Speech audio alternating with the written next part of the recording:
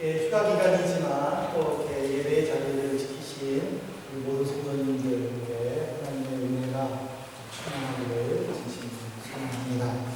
잠언 22장 이제 17절부터 24장 34절까지는 저자 미상의 교훈을 편집한 내용입니다.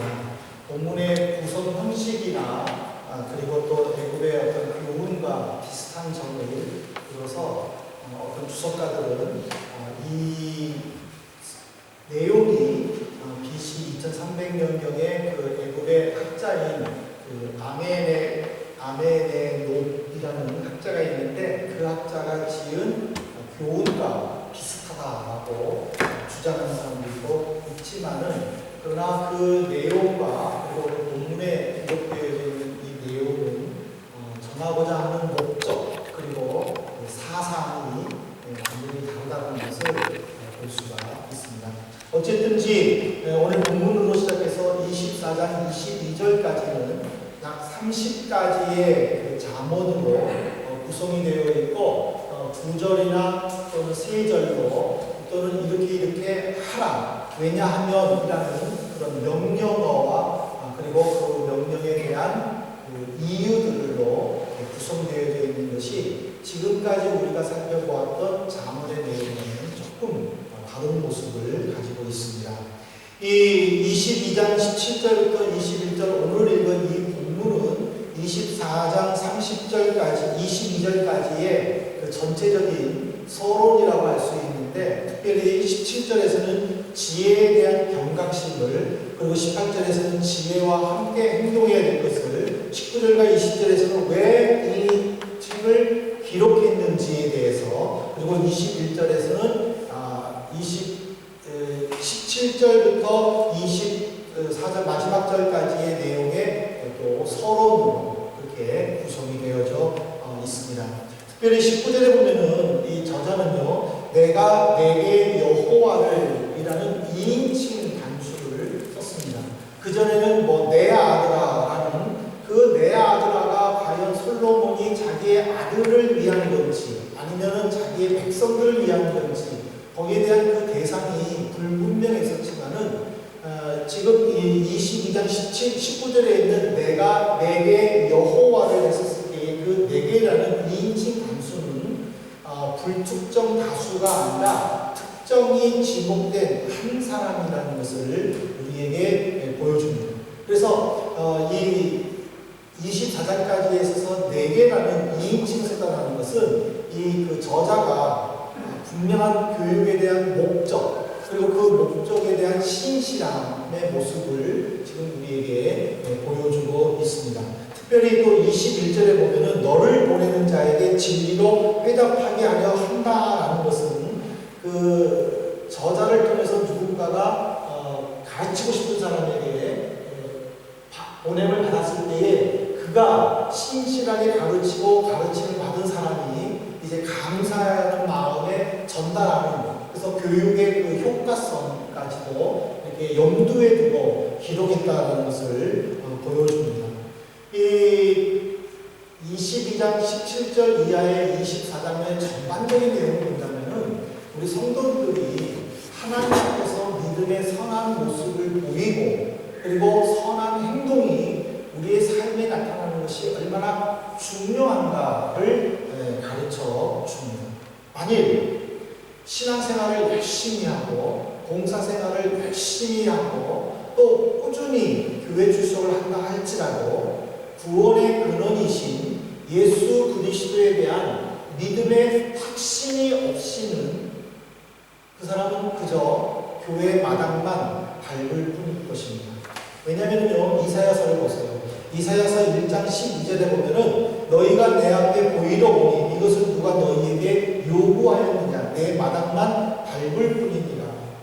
지금 하나님께서는 이사야 선지자를 통해서 이스라엘 백성들의 모습을 보신 하나님의 그 속마음이 지금 나와 있습니다. 너희들은 아무런 확신도 없이 그저 형식화된 예배 속에서 내 마당만 밟는다 이라고 탄식을 하셨습니다. 근데 더 놀라운 사실은요 말라기에 나와 있습니다.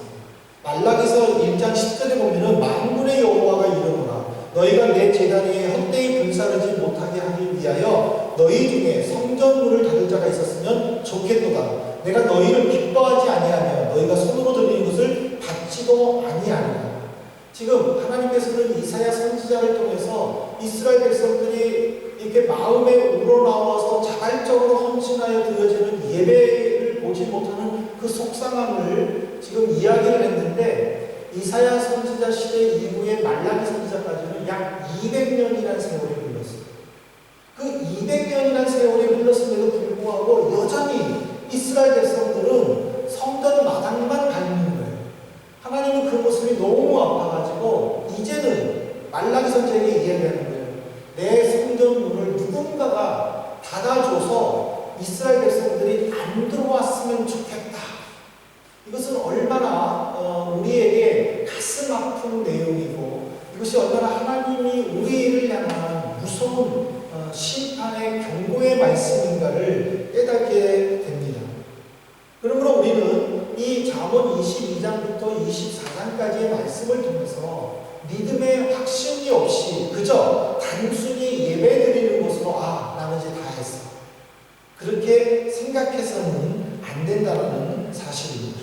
지금 이 순간에도 아무 의미 없이 예배를 드리는 성도와 교회들을 향하여 하나님은 여전히 성전문을 닫고 싶다라고 하는 그 탄식의 말씀을 우리 한미교회는 제대로 듣고, 정말 하나님이 기뻐하시는 예배, 정말 하나님이 살아계시는을 우리가 드려지는 예배를 통해서 그 피부로 느낄 수 있는 예배, 그런 예배의 자리로 우리 모두가 나가기를 진심으로 소망합니다. 그래서 우리는 이런 목적을 위해서 기도해야 되고, 또 이런 비전을 위해서 하나님 앞에 우리는 선한 모습, 그리고 우리의 구원의 근원이신 예수 그리스도를 분명히 고백하는 그런 믿음의 고백이 날마다 예배 속에서 나타나기를 진심으로 소망합니다. 이제 22절부터 29절까지 오늘 본문에는요 5가지의 잠언이 기록이 되어 있습니다. 첫 번째로는 가난한 사람을 억압하지 말아라.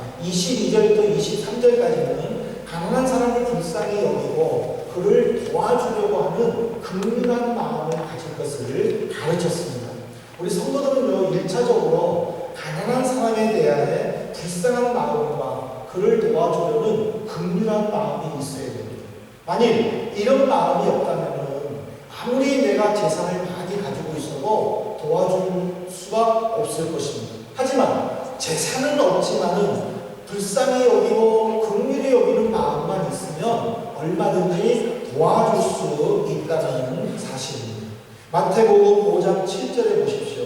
긍휼히 여기는 자는 복이 있나니 그들이 긍휼히 여김을 받을 것이며, 예수님께서도 산상수훈을 통해서 우리 성도들에게 긍휼을 강조하셨습니다. 이 긍휼이라는 것은요 다른 사람의 처지와 입장을 내 상황에서 보고 그대로 도와주는 행위를 긍휼이라고 말합니다. 이 긍휼의 대표적이신 분이 바로 예수님이신데, 예수님은 죄인의 마음을 아셨습니다. 그리고 그들과 함께 하셨습니다. 뿐만 아니라 마지막에는 십자가의 죽으심으로 말미암아 죄를 범한 그 당시의 사람뿐만 아니라 앞으로 태어날 사람의 모든 죄까지도 예수님은 담당하셨습니다. 그래서 예수님이 살아계셨을 때에 그 긍휼 그리고 불쌍히 여기는 마음을 강조하셨는데, 마태복음 18장 33절에 보면은요 내가 너를 불쌍히 여긴 것 같이 너도 내 동료를 불쌍히 여김이 마땅하지 아니하냐 하면서 엄하게 책망하는 이 내용이 소개가 됩니다. 이것은 무슨 말이냐면 1만 달란트 빚진 자와 100달란트 빚진 자를 그 예화로 설명하시는 내용인데, 왕에게 신하가 있었어요. 근데 그 신하가 어떤 손해를 일으켰는지는 모르겠지만은 국가에 심각한 마이너스를 초래했어요. 1만 달란트. 그러니까는 하루 노동자가 한 달란트를 받는데 10,000명의 노동자가 받을 그 일당을 전부 다 지금 손해를 끼친 거예요. 우리나라 돈으로 환산한다면은 계산할 수 없는 엄청난 돈이었어요. 그래서 왕이 너무 화가 나가지고 그 신하에게를 다루지 고치는 거예요. 너의 가족을 팔아서라도, 너의 집 재산과 너의 가족을 팔아서라도 이 1만 달란트를 갚아라. 그러니까 이 신하가 왕 앞에 호소를 하는 거예요. 왕이여, 한 번만 용서해 주십시오. 내가 열심히 일해서 갚겠습니다. 한 번만 참아주십시오. 하고 간곡하게 호소를 합니다. 근데 그 호소를 들은 왕이 마음 한편으로는 좀 불쌍했어요. 그래가지고 아이고 그래 어떡하겠니, 내 신하인데 용서해 줄게 하고 1만 달란트를 그 자리에서 다 탕감을 해줍니다. 그러니까 이 신하는 얼마나 기쁘겠습니까? 자기 재산뿐만 아니라 식구까지 다 몽땅 팔려갈 정도였는데 다 용서해 줬습니다. 그래서 그런 기쁜 나머지 집으로 갔습니다. 근데 길을 가다가 자기 친구를 만났는데 그 친구는 그 친구에게 100달란트를 빌려준 거예요. 근데 100달란트를 못 받은 거예요.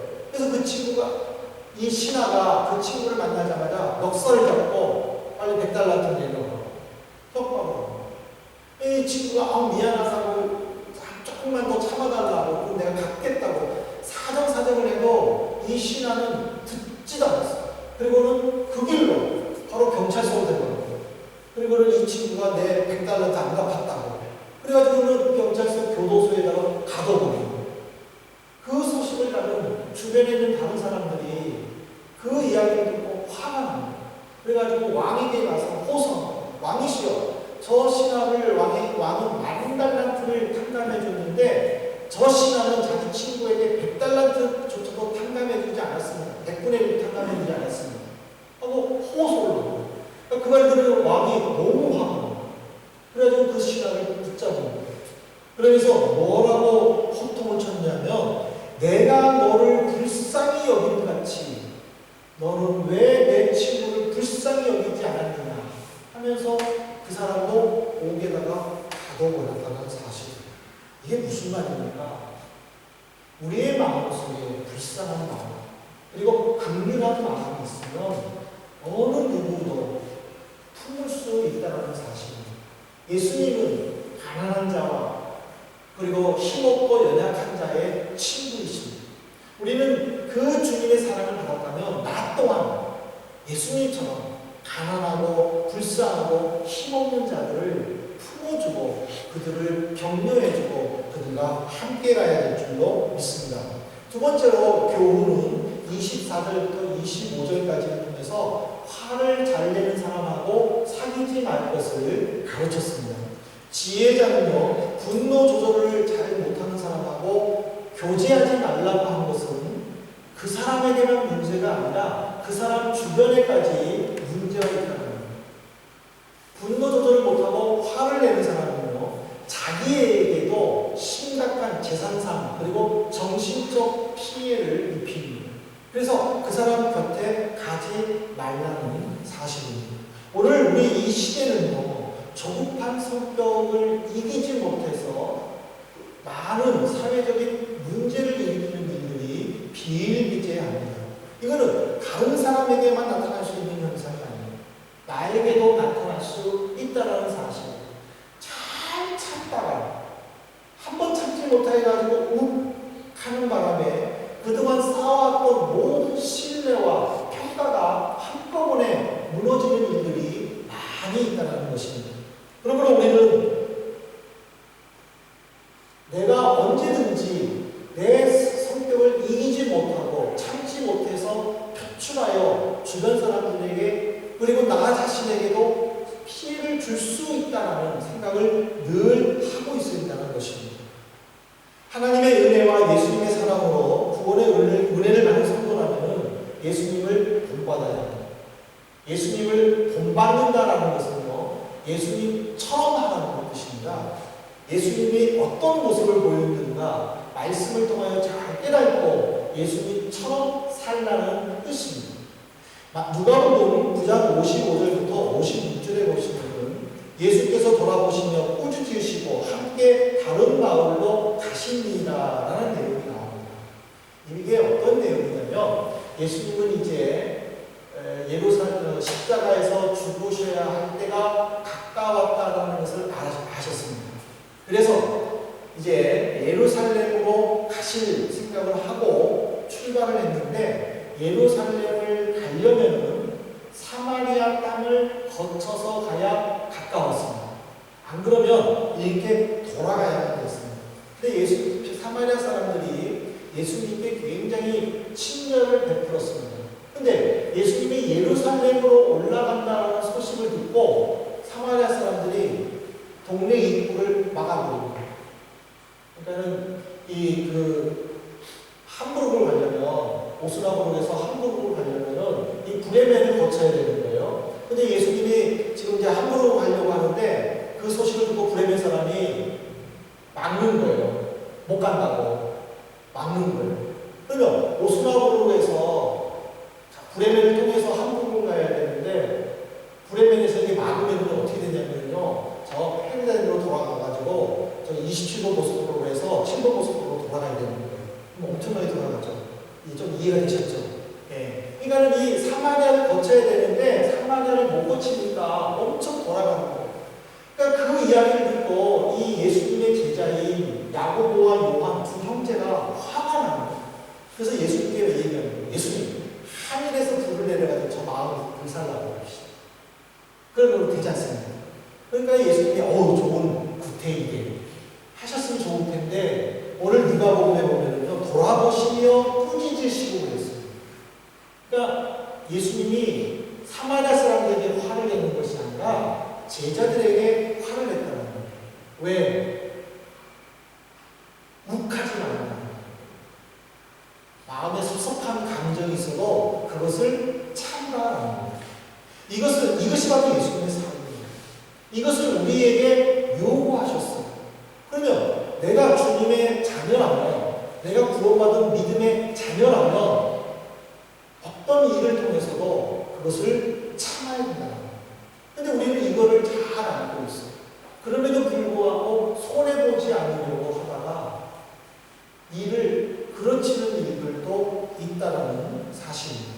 우리는 지혜자가 화를 잘 내는 사람과 사귀지 말라라고 권면하는 이 내용을 가슴에 깊이 담고 생각해야 될 줄로 믿습니다. 그 다음에 세 번째로는 함부로 보증을 쓰지 말라고 했습니다. 26절부터 27절까지 보면은 분수에 맞지 않는 빚보증을 하지 말도록 가르쳤습니다.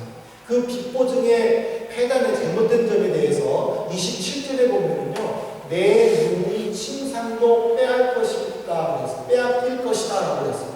내가 눕는 침제도 빼앗긴다는 것은요, 전 재산을 다 빼앗긴다는 의미입니다.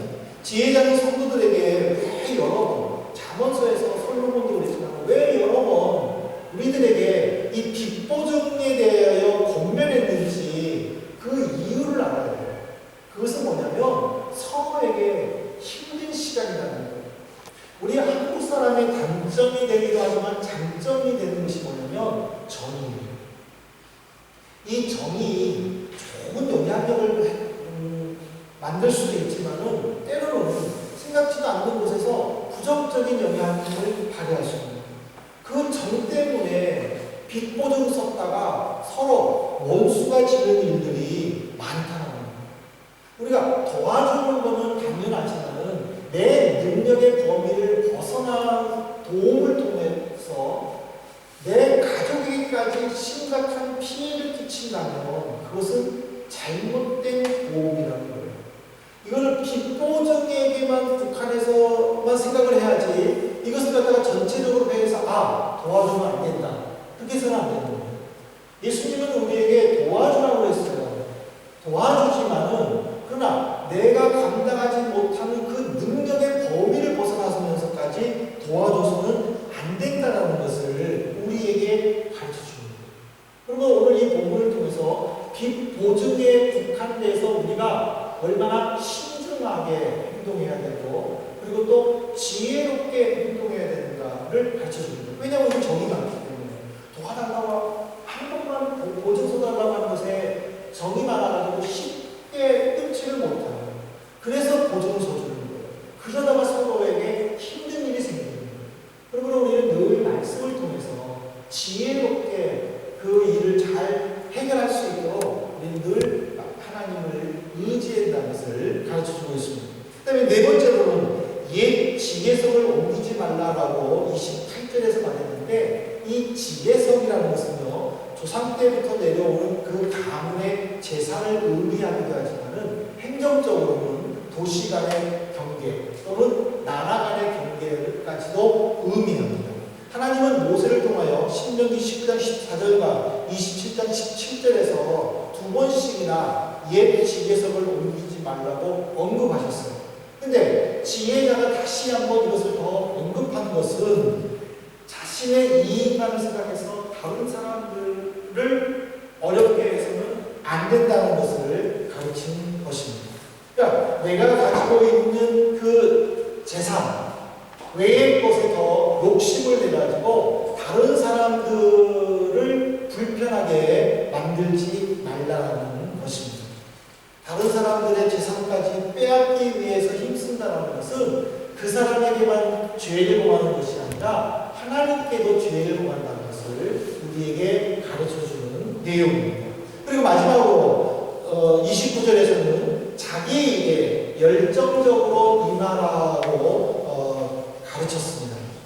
지혜자는 자기 일에 성실할 뿐만 아니라 그 분야에 최고의 사람이 되어야 될 것을 강조했어요.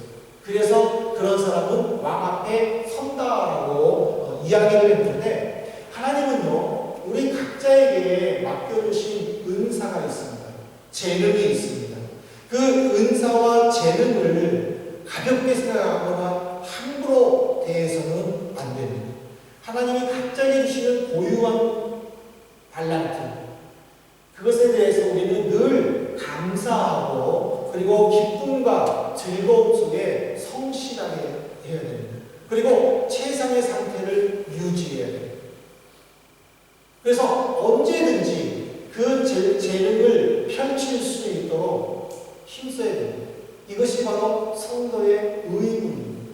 어떤 것을 할 때 아직 준비가 덜 돼서요. 그것은 최상의 상태가 아닙니다. 하나님은 우리에게 요구한 것은 늘 최상의 상태예요. 축구선수에게 우리 교회에 축구선수 있지만 축구선수에게 언제 너 경기하라 안 가르쳐주잖아요. 감독이 너 지금 뛰어 그러면 뛰어야 됩니다. 언제든지 뛸 준비가 되어 있어야 되는 거예요. 연주자에게 어느 누가 와서 좀 연주 좀 부탁합니다. 내가 좀 준비가 덜 돼서 다음에 하겠습니다. 아니잖아요. 그것이 언제 지금 마지막 연주일지도 모르는데 그러면 내가 항상 준비가 되어 있어야 되는 거예요. 우리 교회 요리사 있지만은 요리 좀 해주세요. 칼이 나에게 손에 안 맞아서 그거 안 되잖아요. 그렇잖아요. 어떤 칼이든지 잡고 요리할 수 있어야 되죠. 하긴 뭐냐면 내 분야에 내가 있는 분야에 최고가 되어야 된다는 거예요. 그러니까 목사도요 가르치는 받는 게 뭐냐면 어디서든지 설교 20분 할 수 있는 것 원고 준비하라고.